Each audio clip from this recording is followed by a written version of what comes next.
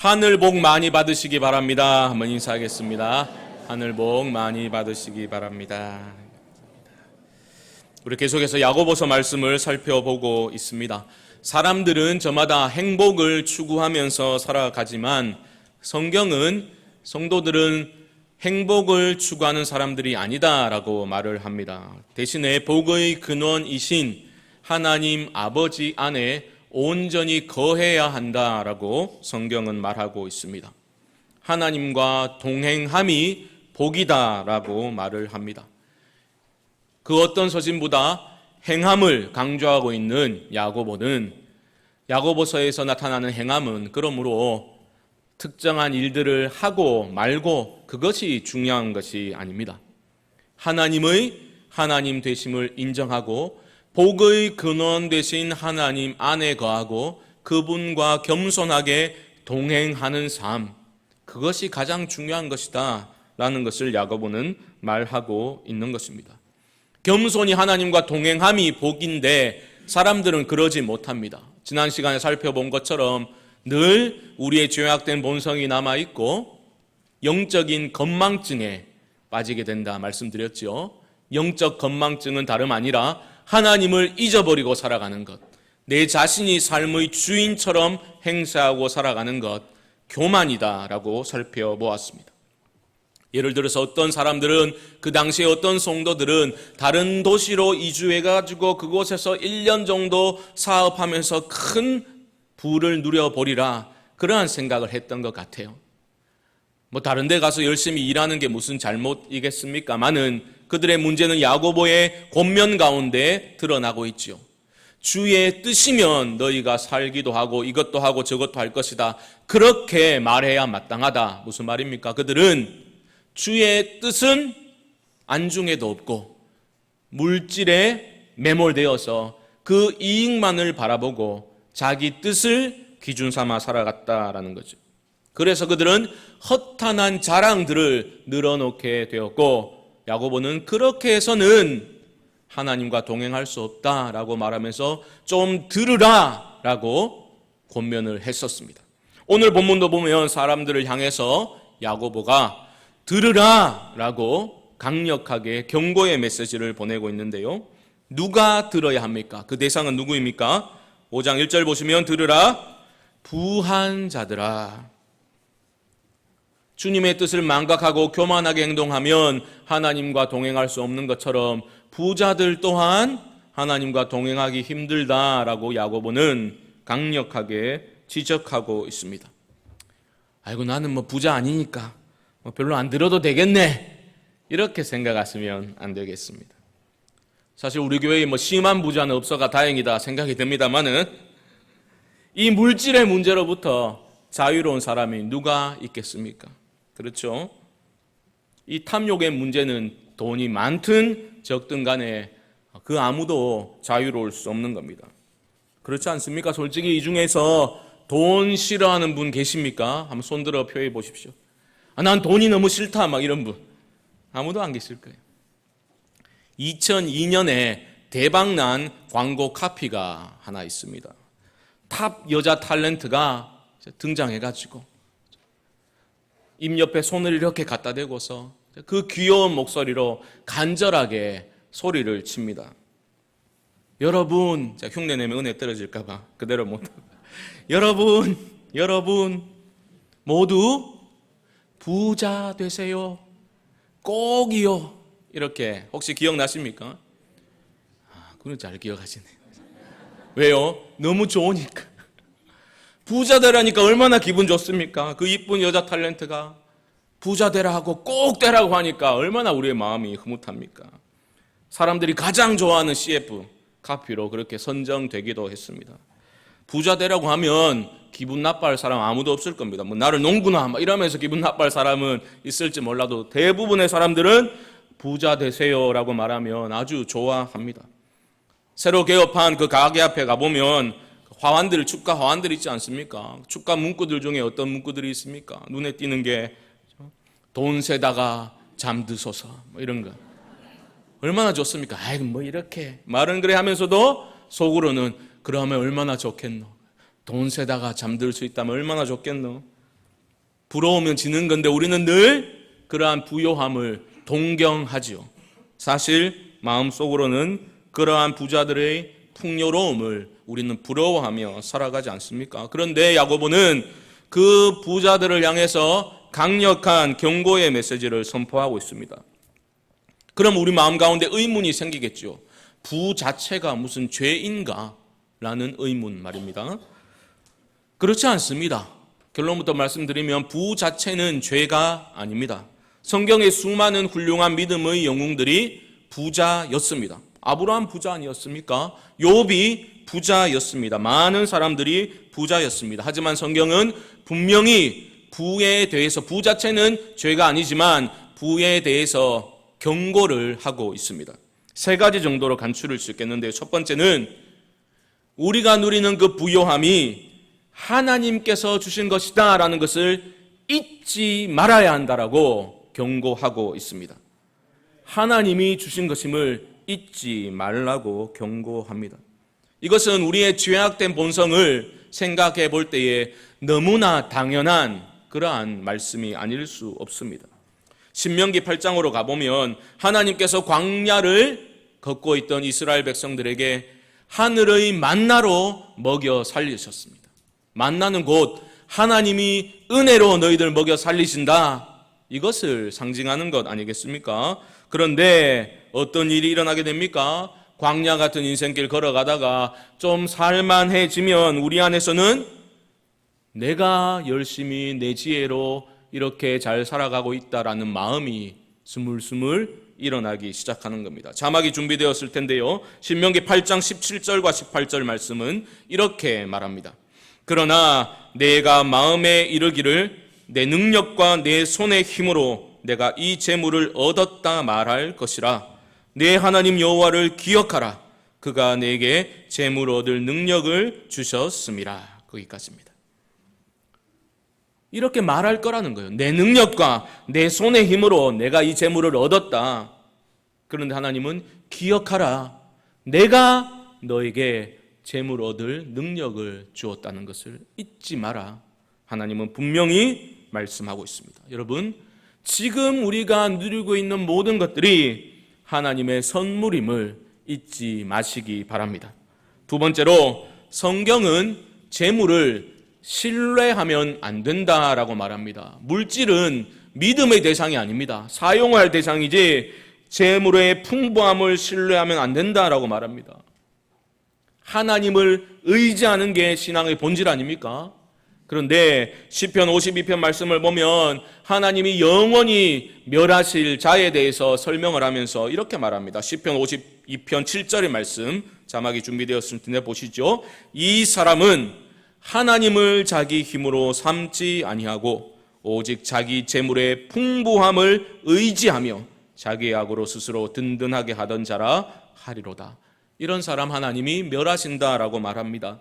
하나님을 나의 힘으로 삼지 않고 내 재물의 풍부함을 의지하는 사람, 하나님 의지하지 않고 돈을 믿고 의지하는 사람, 하나님이 멸하신다. 그런 인생 망하게 된다. 성경은 경고하고 있습니다. 마지막 세 번째, 하나님께서 허락하신 물질은 자기 탐욕을 채우기 위해서 사용할 것이 아니라 책임감을 가지고 제대로 사용해야 한다라고 성경은 권면하고 있습니다. 특별히 가난한 자들, 연약한 자들을 위해서 재물을 사용해야 한다. 하나님이 주신 풍요함은 반드시 책임과 함께 온다라고 성경은 강조하고 있습니다. 잠언 19장 17절 말씀 준비되었을 텐데 보시죠. 가난한 자를 불쌍히 여기는 것은 여호와께 꾸어드리는 것이니 그의 선행을 그에게 갚아주시리라. 가난한 자들을 불쌍히 여기는 건 뭐라고요? 하나님께 꾸어드리는 거랍니다. 여러분, 은행에 맡겨놔도 은행이 망할 수 있죠. 하지만 하나님께 꾸어드리는 것이며 하나님이 반드시 후하게 갚아주시는 거죠. 가난한 자들을 불쌍히 여기는 것, 내게 허락하신 풍요로움을 나 자신을 위해서만 사용하지 않고 하나님의 눈길이 머무는 그 어려운 사람들을 위해서 사용할 때에 하나님이 그 인생 가운데 복을 내려 주실 겁니다. 이 세 가지 성경의 그 부에 대한 가르침을 염두에 두고서 오늘 본문을 살펴보겠습니다. 1절 말씀 다시 한번 보시죠. 1절 말씀입니다. 들으라 부한 자들아, 너희에게 임할 고생으로 말미암아 울고 통곡하라. 부 자체는 죄가 아니라 말씀드렸죠. 하지만 그럼에도 불구하고 부자들을 향해서 너희들은 울고 통곡해야 한다라고 야고보는 강력하게 말하고 있습니다. 그 이유가 뭡니까? 장차 임할 고생 때문이다. 고생은 비참함을 의미하는 거예요. 구약 성경에서 종말론적인 배경에서 사용된 단어입니다. 장차 심판이 있을 것인데 그 심판 때문에 너희 부자들은 울고 통곡해야 마땅하다라고 말하고 있는 겁니다. 부자이기 때문이 아니라 이 부자들이 어리석게도 잘못된 죄악들을 행했기 때문입니다. 그들의 잘못을 4가지 정도로 야고보 사도는 설명하고 있습니다. 첫 번째는 무엇인가? 3절 하반절 보십시오. 너희가 말세에 재물을 쌓았도다. 재물을 쌓는 것이 어리석은 죄다라고 말하고 있습니다. 아니, 목사님, 그럼 저축도 하지 말까요? 저축하셔도 돼요. 할 수 있으면 열심히 저축하십시오. 그러한 것을 지적하는 것이 아니라 지금 야고보는 이 부자들이 영원한 하늘의 가치를 저버리고 눈앞의 일시적인 재물을 향한 탐욕에 물들어 있음을 지적하는 겁니다. 탐욕에 물들어서 끊임없이 물질을 쌓아나가는 어리석은 잘못을 지적하고 있는 거예요. 그러면서 뭐라고 말합니까? 너희의 재물은 썩었고 너희 옷은 좀 먹었으며 너희 금과 은은 녹이 쓸었다라고 말하고 있습니다. 아이고, 24K가 아닌가? 금이 왜 녹이 쓰는 공? 그러면 안 됩니다. 여기서 말하는 재물, 옷, 은과 금은 고대 사회에서 부를 상징하고 있는 거예요. 부자들은 그 재물을 향한, 부를 향한 끊임없는 탐욕으로 인해서 계속해서 앞뒤 가리지 않고 물질을 쌓아 나갔던 것입니다. 그것이 그들의 어리석은 잘못이었습니다. 그들은 왜 쌓았겠습니까? 믿음이 있었거든요. 믿음. 이 재물이 영원할 것이라는 믿음. 내가 쌓아놓은 돈이 내 알 수 없는 미래를 안정하게 지켜줄 것이라는 믿음이 있었기 때문에 쌓아 나갔던 겁니다. 그 믿음이 잘못되었으니 지금 야고보는 지적하고 있는 겁니다. 보십시오. 그것들이, 그 녹이 너희들에게 증거가 될 것이다. 이렇게 쌓아두었는데 그것들이 다 썩고 조미 먹고 녹이 쓸어버렸으니 그 거대하게 쌓아놓은 상해버린 것들이 그들의 어리석음과 심판의 증거가 되는 겁니다. 불같이 너희들의 살을 먹으리라. 심판의 요인이 된다라고 말하고 있는 겁니다. 재물을 끊임없이 쌓아 올릴 때 그들은 하나님의 심판을 쌓아 올리고 있는 것입니다. 하나님이 허락하신 물질을 무작정 쌓는 재미로 살아가는 어리석은 사람들 되지 마시기 바랍니다. 당신의 지갑이 회개하기 전까지 당신은 진정으로 회개한 것이 아닙니다라는 유명한 말을 남겼던 존 웨슬레는 돈에 대해서 설교를 참 많이 했던 사람입니다. 사실은 돈에 대한 설교는 목사로서는 큰 부담이죠. 하지만 존 웨슬레는 그 누구보다도 그가 전한 말씀대로 살았던 검소한 삶을 살았기 때문에 그가 했던 물질에 대한 수많은 가르침들이 아직도 많이 언급이 되고 있습니다. 성도들이라면 돈에 대해서, 재물에 대해서 가져야 될 태도를 존 웨슬레는 아주 단순하고 분명하게 소개하고 있습니다. 제가 알려드리겠습니다. 첫 번째로 그는 할 수 있는 대로 많이 벌라라고 했습니다. 기분 좋으시죠? 할 수 있는 대로 많이 벌라. 그리고 할 수 있는 대로 많이 저축하라. 여기까지는 다 이제 아멘 하실 겁니다. 별로입니까, 여러분? 부자 되세요. 꼭 그게 더 낫습니까? 뭔가 열심히 일해야 될 것 같아서 별로입니까? 요즘 애들 장래희망 뭐냐고 물으면 건물주 익한다는데, 애들도 아는 거죠. 조물주 위에 건물주 있다고. 땀 흘려 일할 필요도 없이 편안하게 살고 싶다. 시대 정신이 반영된 안타까운 모습 아니겠습니까? 할 수 있는 대로 많이 벌고 할 수 있는 대로 많이 저축하십시오. 마지막이 있습니다. 할 수 있는 대로 많이 주라. 할 수 있는 대로 많이 주라. 여기서 우리는 마음에 막 시험이 되죠. 하지만 주님께서 말씀하셨죠. 주는 것이 받는 것보다 복이 있다. 사랑하는 성도 여러분, 우리가 우리 삶을 지키시고 인도하시고 먹이시고 입히시는 분이 하나님이심을 믿는다면 겸손히 주님과 동행하는 삶을 사는 성도는 이 땅을 영원히 살 것처럼 살지 않지요. 순례자로 이 땅을 살아가게 됩니다. 순례자의 삶은 가벼운 삶입니다. 순례자는 결코 이 땅 위에 많은 것들을 쌓아 올리는 재미로 사는 사람들이 아닙니다. 누가복음 12장에 등장하는 부자를 향해서 우리 주님께서 어리석은 자여라고 책망을 하셨습니다. 왜 책망을 했습니까? 이 부자는 너무나 재물이 풍부했어요. 그런데 보니까 곳간이 좁은 거예요. 부자가 어떤 일을 했습니까? 더 큰 곳간을 짓고 거기다가 내 재물을 쌓아두리라. 수년 동안 쌓아둘 쓸 수 있는 물건을 쌓아두고서 이렇게 생각을 했다는 거죠. 이제 평안히 쉬고 먹고 마시고 즐거워하자. 주님 말씀하십니다. 어리석은 자여, 오늘 밤에 내 영혼을 도로 찾으리니 그러면 내 준비한 것이 누구의 것이 되겠느냐. 재물을 쌓기에만 급급한 인생을 향해 주님은 어리석은 자여라고 책망을 하십니다. 자기를 위하여 재물을 쌓아두고 하나님께 대하여 부여하지 못한 자가 이와 같으니라. 어리석은 자는 다름 아니라 자기를 위해서 재물을 쌓아두고 하나님께 대하여 부여하지 못한 자가 바로 어리석은 사람입니다. 사랑하는 성도 여러분, 재물을 쌓는 재미로 살지 마시고 어려운 이들, 다른 이들을 위해서 베푸는 재미로 살아가실 수 있기를 주님의 이름으로 축복합니다. 예수님은 너희를 위하여 보물을 땅에 쌓아두지 말고 하늘에 쌓아두라 말씀하셨습니다. 그 앞부분의 맥락을 살펴보게 되면 주님께서는 구제에 대해서 말씀을 하셨어요. 구제는 어렵고 가난한 자들을 돌보는 행위 아닙니까? 하늘에 보물을 쌓아두라는 것은 하나님이 주신 그것을 사용하여 가난하고 어려운 자들을 도우라라는 의미입니다.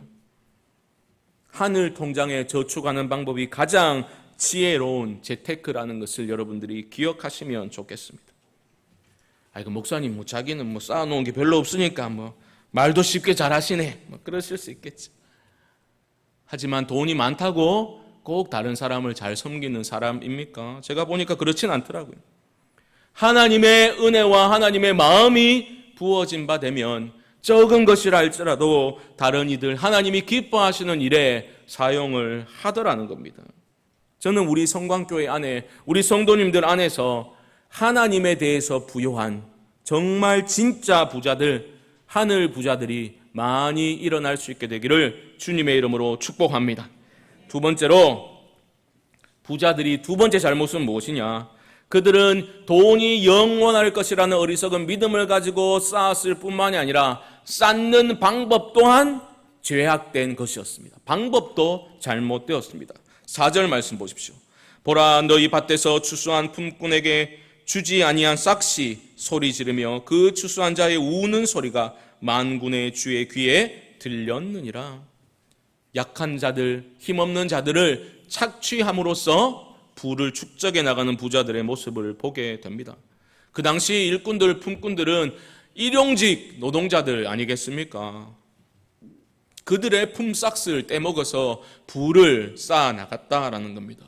우리나라에도 외국인 노동자들 거기에 대어서 예약해보면 좀 더 이해가 쉬울 것 같습니다. 상대적으로 약자라고 볼 수 있지 않겠습니까? 코리안 드림 품고 우리나라에 왔다가 악덕 고용주 만나가지고 사고를 당하고 손이 잘리고 치료 제대로 받지도 못하고 임금도 못 받고 쫓겨나가지고 대한민국 말만 코리아 말만 하면 분을 감추지 못하고 그렇게 하는 모습 우리는 미디어를 통해서 본 적이 있지 않습니까? 그런 경우가 얼마나 약자들이 착취당하는 경우가 얼마나 많습니까? 사랑하는 성도님들, 절대로 여러분들 갑질하시면 안 됩니다. 갑질하시면 안 돼요. 착취당한 이들의 울부짖는 소리가 만군의 주의 귀에 들렸다라고 말하고 있는 겁니다. 왜 야고보는 굳이 만군의 주라는 엄청난 표현을 쓰고 있는 것입니까? 그 어떤 권세와 능력도 감히 넘볼 수 없는 강력한 심판주가 계시다라는 것을 잊지 말라고 지금 경고하고 있는 겁니다. 우리가 하나님 앞에서 살아가고 있는 성도들이라면 내가 그 어떤 높은 위치에 있다 할지라도 사람을 사람으로 대해 주어야 합니다. 여러분, 정직하게 사업하시고 여러분과 함께 일하는 사람들의 존경을 받을 수 있는 성도님들 되시길 주님의 이름으로 축복합니다. 어리석은 부자들의 세 번째 잘못은 5절에 나오고 있습니다. 너희가 땅에서 사치하고 방종하여 사륙의 날에 너희 마음을 살찌게 하였도다. 부당한 방법으로 재물을 쌓았을 뿐만 아니라 그 쌓은 재물로 그들은 사치하고 방종하는 삶을 살았다라는 겁니다. 삶의 편안함과 안락함에 취해가지고 쾌락을 쫓으며 살아가게 되면 무슨 일이 일어납니까? 반드시 죄에 대해서 둔감해지게 되어 있습니다. 이게 재물의 무서움이에요. 삶의 편안함과 안락함에 물들기 시작하면, 쾌락을 쫓아 살아가기 시작하면 죄에 대해서 둔감해지고 하나님과 멀어지게 되고 하나님의 음성을 듣지 못하게 되는 것입니다. 이런 삶, 세상 사람들은 부러워할지 모르지만 영혼의 관점에서 보면 어떤 사람과 같습니까? 사륙의 날에 살을 마음을 살찌우는, 내일 도살당할 짐승이 눈앞에 먹잇감을 탐닉하고 있는 어리석음에 빗대어서 야고보는 그들의 잘못을 지적하고 있는 겁니다. 혹시라도 우리 가운데 삶의 편안함과 안락함 자체가 복인 줄 착각하고 그 가운데 물들어가지고 쾌락을 위해서 살아가고 있는 분들이 혹시라도 계시다면 그런 거짓 평안의 일상성을 깨뜨리시고 주께로 돌이키실 수 있기를 주님의 이름으로 간절히 축원드립니다. 마지막 네 번째 잘못은 6절에 나오고 있습니다. 너희는 의인을 정죄하고 죽였으나 그는 너희에게 대항하지 아니하였느니라. 정죄하다, 재판 용어입니다. 예나 지금이나 유전, 무죄, 무전, 유죄의 법칙은 통용되었던 것 같습니다. 탐욕에 눈이 멀어가지고 법제도의 허점을 이용해서 부를 축적하고 또 법 절차를 굽혀서라도 약자들을 억누르고 그렇게 부를 축적하는 그러한 잘못을 발견할 수 있는 것입니다. 그런데 여러분, 야고보가 부자들을 향해서 왜 이렇게 열을 내어서, 지금 열을 내고 있는 건 제가 아니라 야고보가 지금 열을 내고 있는 거예요. 왜 이 물질의 문제를 왜 이렇게 열을 내어서 강력하게 메시지를 전달하고 있는 겁니까? 단순한 이유가 있습니다. 이 돈의 문제, 재물의 문제는 어떤 부차적인 문제, 뭐 이래도 좋고 저래도 좋은 그러한 문제가 아니라 신앙의 본질과 관련된 직결된 문제이기 때문입니다. 믿음의 문제이기 때문이에요. 돈을 왜 그렇게 쌓으려고 합니까? 왜 수당 방법 가리지 않고 그렇게 쌓으려고 합니까? 믿음이 있기 때문이에요. 더 구체적으로는 돈의 전능함을 믿는 믿음이 있기 때문입니다. 하나님보다 돈이 더 믿음직스럽기 때문에 그렇게 집착하게 되는 겁니다. 결국 돈의 문제는 신앙의 문제입니다. 우리 주님께서 이것을 잘 말씀하셨지요. 너희가 하나님과 재물을 겸하여 섬길 수 없느니라 말씀하셨습니다. 여기서 재물 잘 아시죠? 맘몬 아닙니까? 이 마모나스는 히브리어는 마모나가 되는데 그 어원을 살펴보게 되면 신뢰할 만한, 신뢰할 수 있는 것을 뜻하는 아만에서 파생된 단어다라고 그렇게 일반적으로 봅니다. 지금 믿음의 문제를 다루고 있는 거예요. 돈을 믿을 것인가? 하나님을 믿을 것인가? 우리 주님께서 그것을 곧바로 찔러서 말씀하고 있는 겁니다. 둘 다 믿으면 안 됩니까? 그러면 안 돼요. 두 마음을 품어서는 안 된다 야고보가 말하고 있지 않습니까? 하나님을 전적으로 의지하는 것이 성도의 삶인데 우리가 지금 믿고 의지하는 것은 무엇인지 우리에게 지금 질문을 하고 있는 것입니다. 우리 주님께서 부자가 하나님 나라에 들어가는 게 낙타가 바늘 귀를 통과하는 것보다 더 어렵다라고 말씀하신 게 그냥 하신 게 아니라니까요. 돈의 치명적인 유혹, 그 힘을 알고 계셨기 때문에 그렇게 말씀하신 것 아닙니까? 사실 돈으로 해결하지 못할 문제 별로 없는 것처럼 보입니다. 돈의 유혹은 치명적입니다. 거부하기 힘듭니다. 돈의 유혹에 넘어가서 돈을 사랑하게 되면 하지만 영적 거렁뱅이로 전락하고 맙니다. 바울은 뭐라고 말했습니까? 돈을 사랑함이 일만 악의 뿌리가 된다라고 말했습니다. 돈을 사랑할 대상은 아니에요. 믿을 대상이 아니고 돈은 하나님의 지혜로 잘 사용해야 될 대상입니다. 그렇게 주신 겁니다. 그런데 돈을 사랑하면 거기서 일만 악이 일어나게 되는 것입니다. 그냥 한 말이 아닙니다. 바울은 꿰뚫어 본 겁니다. 이 돈의 문제가 우리 인간의 근원적인 문제, 믿음의 문제와 직결되어 있는 것을 본 겁니다. 이 돈이 우리 안에 도사리고 있는 그 죄성을 어떻게 자극해서 결국은 자기 쾌락과 자기 행복과 자기 만족을 하나님 망각하고 자기의 몰두해서 살아갈 수밖에 없도록 돈이 어떻게 이끌어가는지를 간파했기 때문에 돈을 사랑함이 일만 악의 뿌리다라고 말할 수 있었던 것입니다. 사랑하는 성도 여러분, 우리 삶의 주인이신 전능하신 우리 하나님, 하늘 아버지를 굳게 신뢰하시고 의지하실 수 있기를 주님의 이름으로 축복합니다.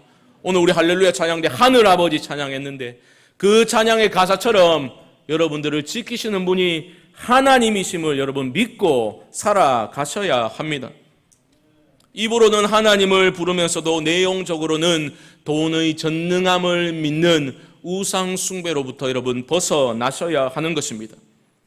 재물의 풍성함이 내 삶을, 내 가정을 책임져 줄 것이라는 거짓된 믿음을 깨뜨리고 나오셔야 되는 겁니다. 너희는 먼저 그의 나라와 그의 의를 구하라. 그리하면 이 모든 것을 너희에게 더하시리라.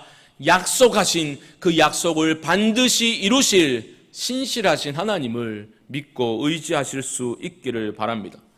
여러분들이 돈을 믿고 돈을 쫓으면 돈의 노예가 될 것이지만 하나님을 믿고 의지하면 은혜의 매인 삶이 여러분 앞에 펼쳐지게 될 줄 믿습니다. 세상을 이기는 믿음이 도대체 무엇입니까? 우리가 믿는다고 해서 이 자리에 모여 있는데 세상을 이기는 믿음은 예수의 이름으로 더 큰 소유를 획득함으로써 이루어지는 게 아닙니다. 공중나는 새들을 돌보시는 하나님, 오늘 있다가 내일 아궁이에 던져지는 들풀도 입히시는 그 하늘 아버지께서 내 삶을, 내 가정을 책임져 주실 것임을 믿고 두 마음이 아니라, 갈라진 마음이 아니라 온 마음으로 그 하나님을, 하늘 아버지를 신뢰하고 동행하는 용기 있는 믿음의 발걸음에서 우리의 믿음은 발견되는 줄 믿습니다. 그러므로 사랑하는 성도 여러분, 하나님 안에서, 하늘 아버지 안에서 내가 얼마나 존귀한 존재인지를 이 시간 예배 가운데 기억하실 수 있기를 바랍니다. 그리고 사도 바울이 성도가 어떤 존재인지를 이렇게 선포하였는데 이 고백을 여러분 마음에 새기시기 바랍니다. 무명한 자 같으나 유명한 자요, 근심하는 자 같으나 항상 기뻐하고, 가난한 자 같으나 많은 사람을 부유하게 하고, 아무것도 없는 자 같으나 모든 것을 가진 자로다. 세상적인 관점에서 보면 나는 아무것도 없는 자 같지만 우리가 하나님으로 배부르면, 우리가 정말 하나님으로 배부르면 모든 것을 가진 자로 이 땅을 살되 하늘을 사는 참된 부자로 살아갈 수 있을 줄 믿습니다. 그러므로 여러분 하늘 부자 되십시오. 꼭 그렇게 되시기를 주님의 이름으로 간절히 축원드립니다. 말씀을 기억하며 합심으로 한 번만 기도합시다.